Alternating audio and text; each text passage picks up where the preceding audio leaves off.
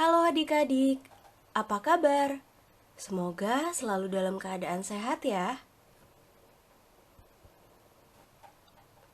Bertemu lagi dengan Kak Mirna di pelajaran Bahasa Indonesia kelas 8. Kita mulai belajar yuk. Tujuan pembelajaran kita hari ini ada dua. Pertama, mampu menanggapi isi teks berita. Dan yang kedua, mampu menyimpulkan isi berita. Pada pertemuan sebelumnya, kita sudah belajar mengenai pengertian berita, fungsi sosial berita, dan unsur-unsur teks berita. Masih ingat kan? Nah, hari ini kita akan melanjutkan pembelajaran kita mengenai bagaimana menanggapi berita yang baik dan bagaimana menyimpulkan berita yang benar.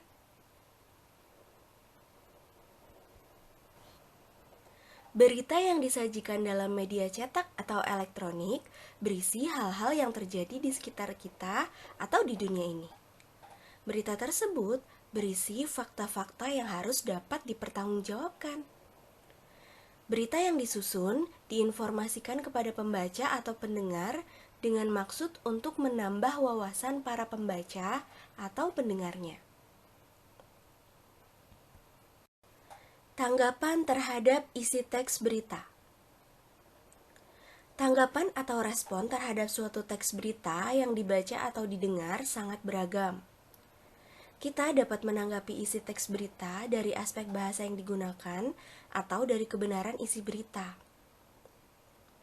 Perlu diingat bahwa dalam memberikan tanggapan, baik tanggapan yang positif dan negatif terhadap suatu berita, harus disampaikan dengan santun.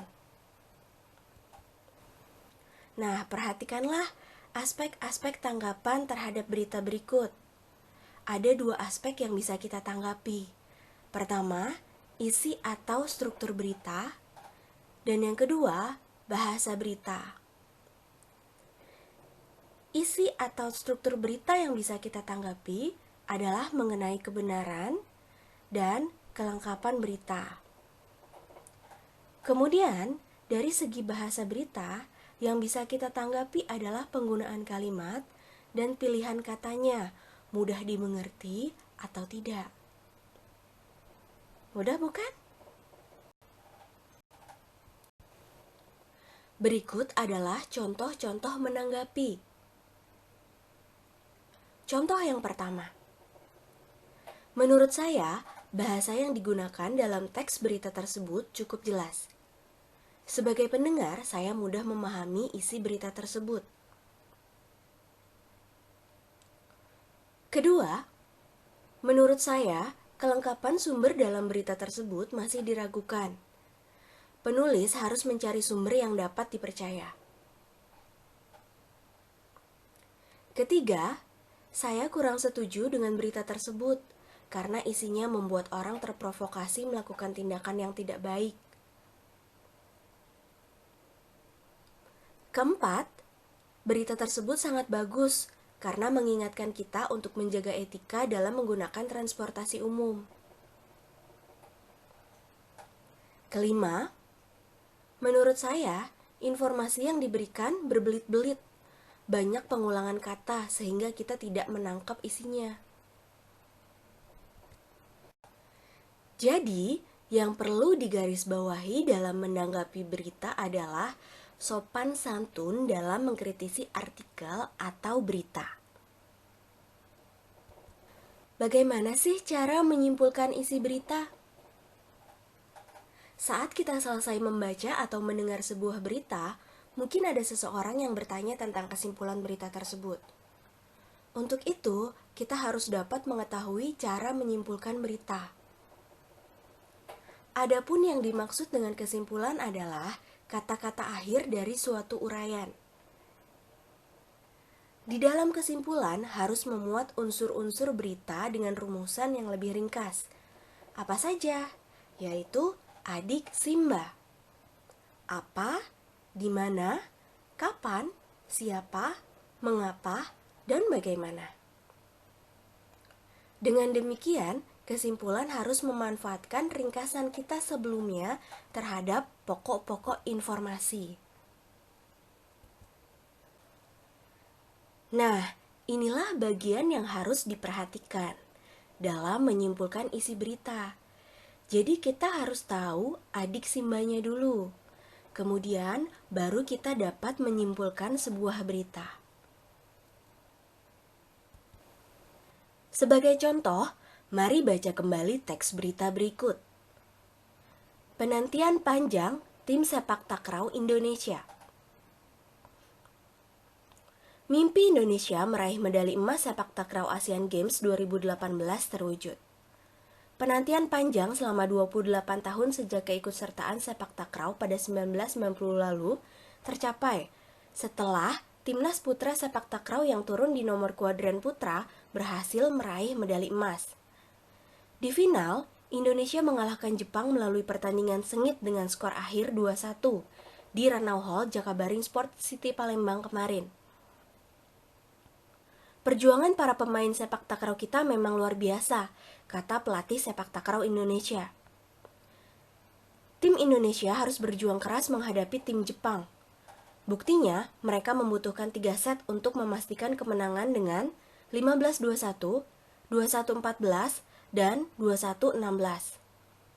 Di set pertama, Indonesia harus mengakui keunggulan Jepang. Namun, pasukan merah putih mampu memperbaikinya dengan baik pada 2 set terakhir.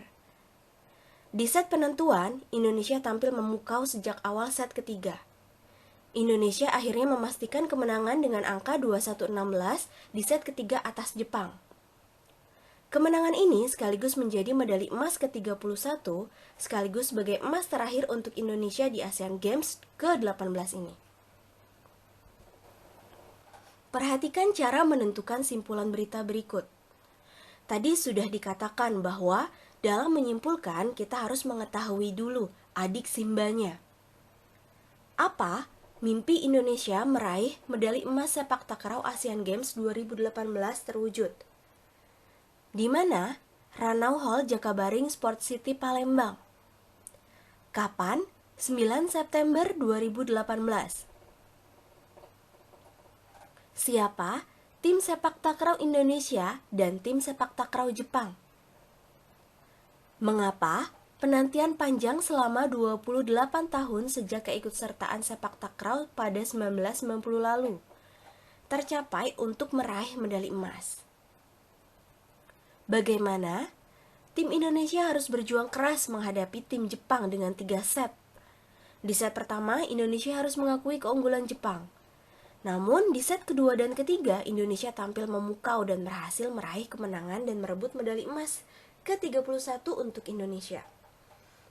Nah, simpulannya adalah berita tersebut menyampaikan informasi mengenai kemenangan tim sepak takraw Indonesia atas tim sepak takraw Jepang di Stadion Jakabaring Palembang dengan 3 set.